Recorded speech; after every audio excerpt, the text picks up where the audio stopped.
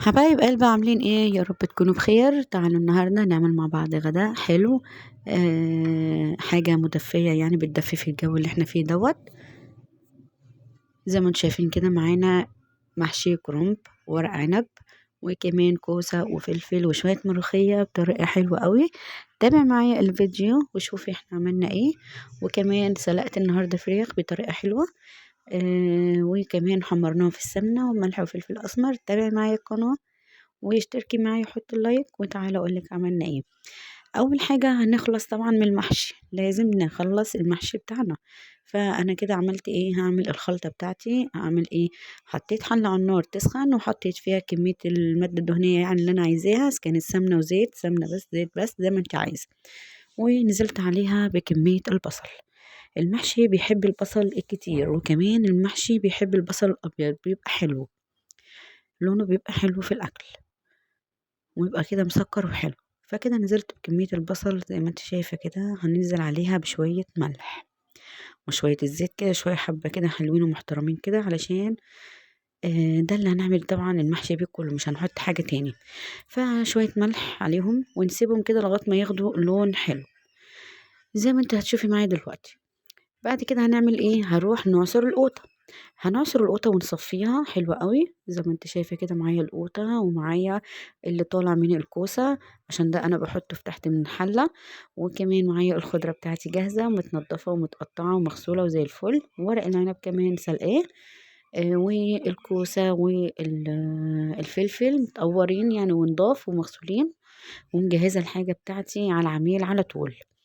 كده انا ايه، البصله خدت معايا لون حلو قوي، ما تغمقهاش قوي. هننزل بالقوطه المعصوره والمتصفيه، وكمان حتى عليها قرن فلفل احمر علشان يديها لون حلو وطعم حلو. زي ما انت شايفه كده انا حطيت القوطه بتاعتي. هنعمل ايه؟ هننزل بكميه التوابل بتاعتنا. انا هحط ايه؟ مكعبات. وكمان مش عايزه تحطي براحتك، بس هي بتبقى حلوه مع الاكل طبعا. هنحط ايه؟ المكعبات بتاعتنا دلوقتي. وكمان هنحط ايه؟ هنحطت مكعبين. ونحط الملح بتاعنا، هنظبط الملح بتاعها. وهنحط الفلفل الاسمر وكمون. انا مش هنا يعني، هنا مش هحط شطه، ومش هكتر كمون في اولها، لان هرجع احط في الاخر زي ما انتم متعودين معايا على المحشي بتاعي. الكمون بيتحط في الاخر اكتريه. فزي ما انتم شايفين كده حطينا الملح والسكر، ما تنسوهوش اهوت، عشان القوطه لازم لها سكر. فزي ما انتم شايفين معايا كده هننزل بالفلفل الاسمر والكمون، وبلاش شطه عشان انا حاطه هنا فلفل مع القوطه هو بيتعصر، والفلفل حراق. لو مش حاطه حطي شطه بودر عادي. فزي ما انتم شايفين كده الخلطه بتاعتي جاهزه. هسيبها تتسبك على النار. اول ما هتغلي معايا هنهدي عليها النار شويه، عشان تاخدي احلى تسبيكه للمحشي او اي قوطه عامه بتسبكيها. عايزه نار هاديه، بتبقى حلوه قوي، تديكي نتيجه كويسه قوي وطعم حلو في القوطه بالذات. هنقلب وهنغطي ونسيب، وزي ما انا بقولك كده علي عليها النار في الاول، وبعد كده هدي عليها النار. هنسيبها تتسبك معانا ونشوف بقية خطوات الاكل بتاعتنا. هنغسل الرز بتاعنا ونجهزه معانا. وطبعا زي ما انا قلتلك الخضرة بتاعتي متقطعة ونضيفة. لما بنكون جاهزين بحاجات بتاعتنا ما بنحسش بالتعب الاكل. فالحاجة لما بتكون جاهزة معانا بتبقى حلوة، والاكلة بتاعتنا بتبقى خفيفة وحلوة. هنزل بكمية الخضرة بتاعتي. انا كده خلاص التسبيكة بتاعتي خلاص جاهزة. هنزل بالخضرة بتاعتي كلها، والرز بتاعي متصفي، مغسول ومتصفي حلو قوي. وهنقلبهم تقليبة سريعة كده على النار، دقيقتين 3 مش اكتر. احنا مش هنسويه ولا حاجة، احنا بنقلبه على النار عشان بحيث ان هو لو في سوائل في الاكلة بتاعتنا، في القوطة والحاجة بتاعتنا ديت اللي هي الرز بعد ما بننزله، تتبخر، مبقاش فيه اي سوائل. فبتبقى حلوة معايا وما بتبقاش صيصة. هننزل بالرز بتاعنا زي ما انت شايفة اهوت، مغسول زي الفل معايا ومتصفي. خلي الصلصة بتاعتك كده حمرا وحلوة، بدرجة لون البصلة. البصل بتاعك لما بتديله لون حلو بيخلي القوطة بتاعتك حمرا. لو مش مديها لون القوطة بتاعتك ما بتبقاش ليها لون حلو. بس كده. فهنقلب الخلطة بتاعتنا ونجهزها معانا كده. محتاجة شوية رز كمان. هننزل بكمية الرز بتاعتنا كلها. يبقى الكمية بتاعتي طلعت مظبوطة، كل واحد عارف طريقته وكل واحد عارف الكميات المظبوطة معاه ايه. هنقلب حلو قوي ونسيبها على النار يدوبك دقيقتين مش اكتر ولا اقل، لغاية ما تحس ان كلها متجانسة معايا ما فيهاش اي سوائل. فزي ما انت شايفة كده معايا. وخلاص كده خلصنا الخلطة بتاعتنا، أسرع خلطة أهيت، وهنحشي المحشي مع بعض. ويا رب الوصفة تعجبك والأكلة تعجبك، وحاجة سريعة كده في الجو اللي احنا فيه. لو لسه ما حطيتيش اللايك حطي اللايك واشتركي معي في القناة وقولي لي رأيك ايه. لو انت شايفه ان المحشي بتاعك مفيهوش اي سوائل عادي ما تعمليش الحركه ديت، بس انا بعمل كده ساعات مش على طول. لما بحس ان انا مثلا الرز منزل سوائل والخضره وكده والكلام دوت، فبديها ايه دقيقتين على النار بحيث ان انا ايه الاكله بتاعتي تكون ما فيهاش ايه سوائل كتير. زي ما انتوا شايفين كده معايا. والمحشي بيحب الكمون والشطه، يعني معروفه. حطي بقى الكميات اللي انت عايزاها. زي ما انتوا شايفين معانا كده هنبدأ بقى نعمل المحشي بتاعنا، واقول لك هنعمل ايه. ظبطي ملحك طبعا، سيبي التظبيطات دي في الاخر.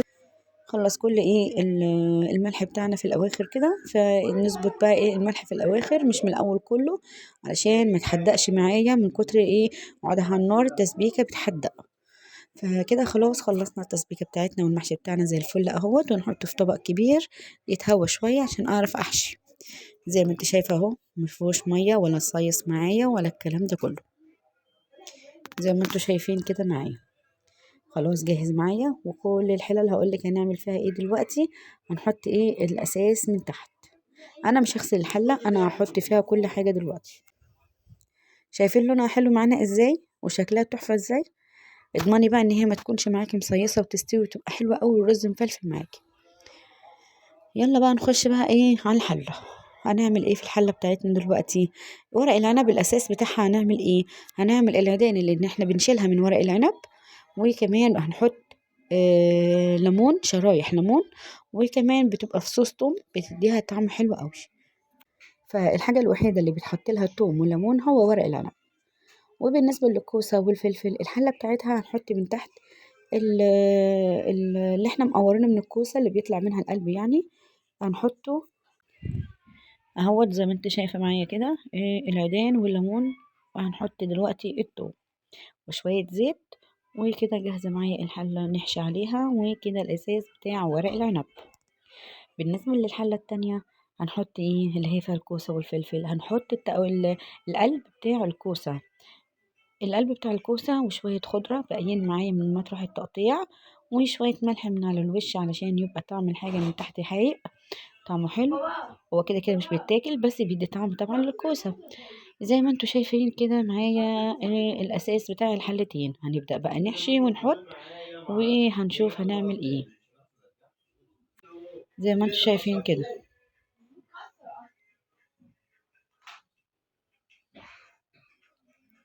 كده خلاص خلصنا اساس الحلتين. اهم من المحشي والعميل المحشي الاساس بتاعي. هنبدأ بقى نعمل المحشي بتاعنا. اهو شوية الملح والزيت اللي انا قلت لك عليهم اهم حاجة.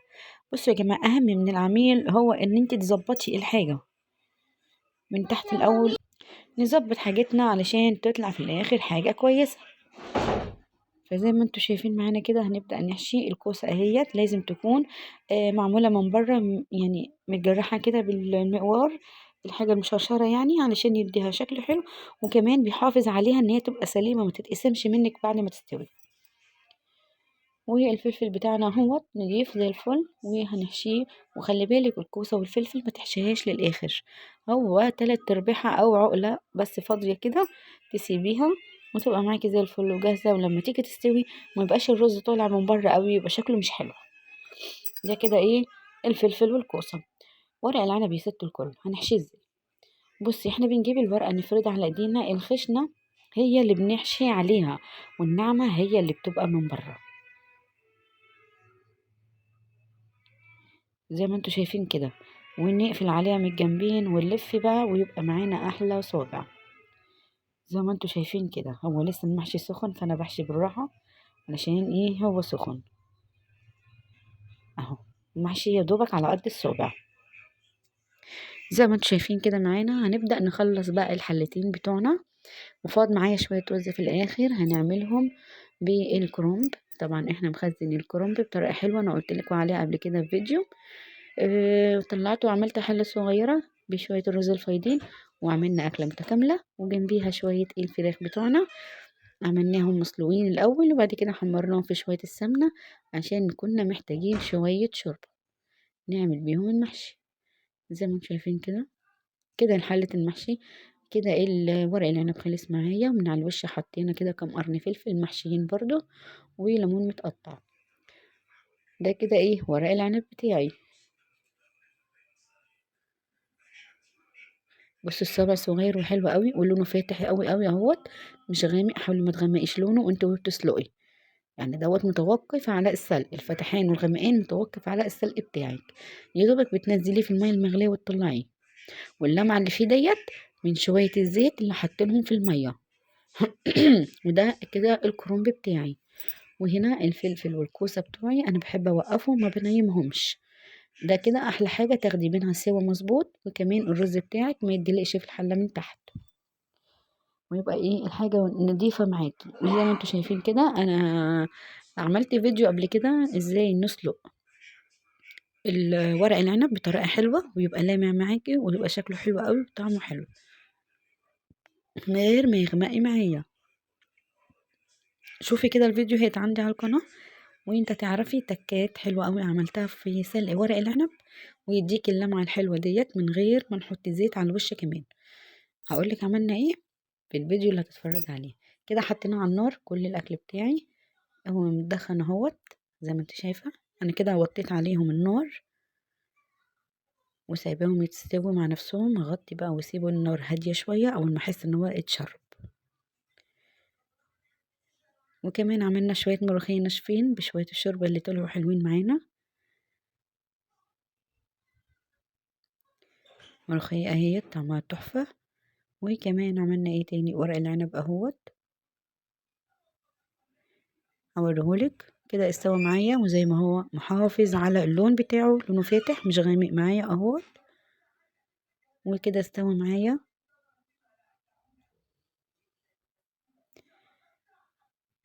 وكمان الكرنب بتاعي استوى معايا برضو وطفيت عليه النار. لا انا مش طافيه النار، انا كده مهديه النار عليهم اهوت. نار عامله زي الشمعة. خلاص هو اتشرب ميته خلاص، انا مهديه النار خالص لغايه ما يستوي معايا السوا التمام واطفي عليه النار. وكده خلاص انا خلصت الاكل بتاعي. هنحمر الفراخ دلوقتي وهنغرف الاكل واوريكي شكله عامل ازاي. شايفه المحشي ننزل صابع بصابع اهوت، مفيهوش معجن ولا الكلام ده كله اهوت زي ما انتوا شايفين. لسه طافي عليه وغرفته اهوت قدامك. يا رب الفيديو النهارده يعجبك والطريقه تعجبك، وتابعي معايا واشتركي معايا في القناه وحطي لي اللايك وقولي لي بتعملي ايه في المحشي بتاعك.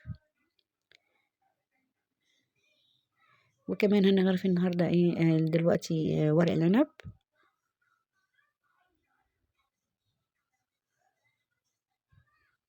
اهوت. عايزه تسيبيه مكانه سيبيه، بس انا طبعا غرفته اهوت. هننزل بالباقي.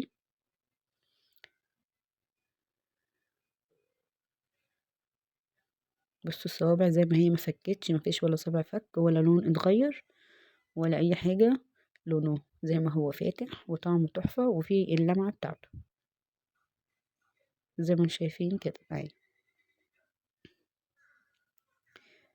وهنغرف دلوقتي الملوخيه بتاعتنا. عملنا ملوخيه بتكات حلوه، وازاي تحولي الملوخيه الناشفه لملوخيه خضراء.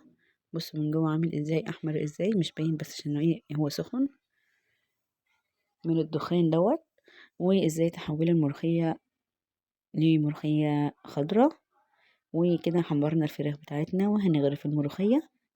عملنا مع بعض فيديو قبل كده للملوخيه، اتفرجي عليه وقولي رايك ايه. بتكات حلوه قوي.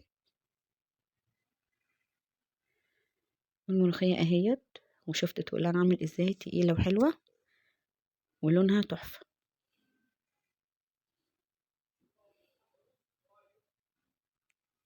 هنحط بقى الفلفل والكوسه دلوقتي وخلصنا الاكل بتاعنا. يا رب الاكل يعجبك. ولو لسه ما حطيتش اللايك حطي اللايك.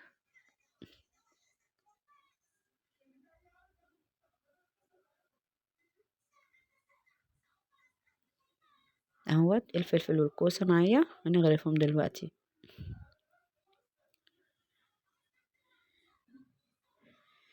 اوريكي ازاي ان الكوسة طالعة سليمة مش مكسورة معايا بسبب ايه؟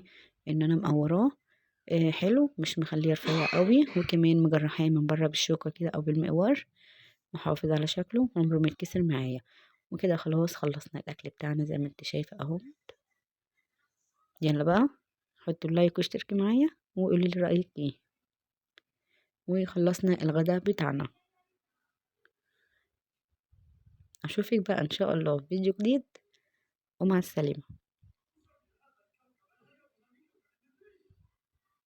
النور هنا كان قاطع.